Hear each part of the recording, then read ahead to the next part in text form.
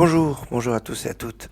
En ce jour de jeûne du 10 Tevet, veille de Shabbat. Alors veille de Shabbat, 10 Tevet, c'est quelque chose d'assez rare et qui donne à la fois au Shabbat un caractère spécial et à ce jeûne une dimension particulière.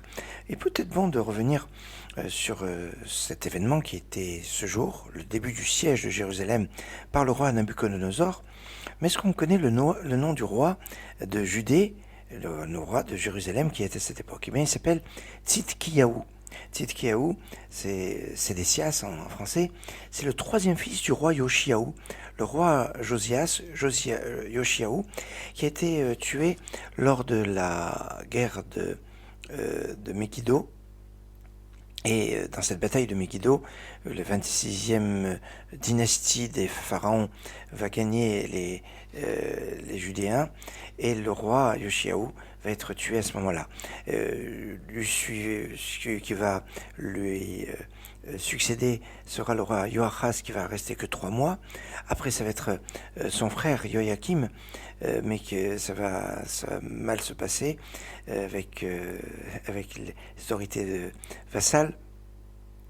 Joachim quand même qui va régner pendant 11 ans, et après il va y avoir Joachim. Alors on se trompe parce qu'on va leur changer les noms.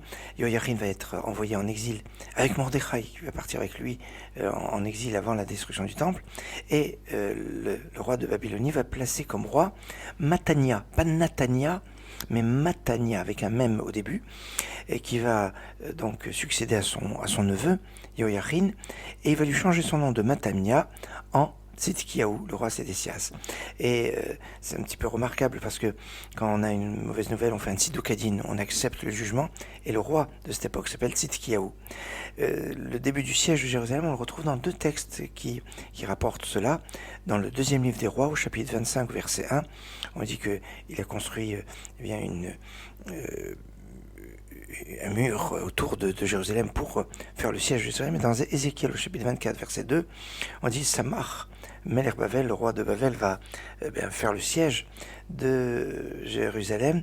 Etzem Haïmazé, ce jour-là exactement, et de cette phrase de Etzem Haïmazé, le Abou Dara va apprendre qu'on jeûnerait même s'il tombe Shabbat, parce que c'est ce jour-là, c'est la particularité du 10 Tevet qui est vraiment précise sur ce jour-là. Espérons que très prochainement ce jour de jeûne se transforme en jour de fête, comme c'était à l'époque du 2e temple.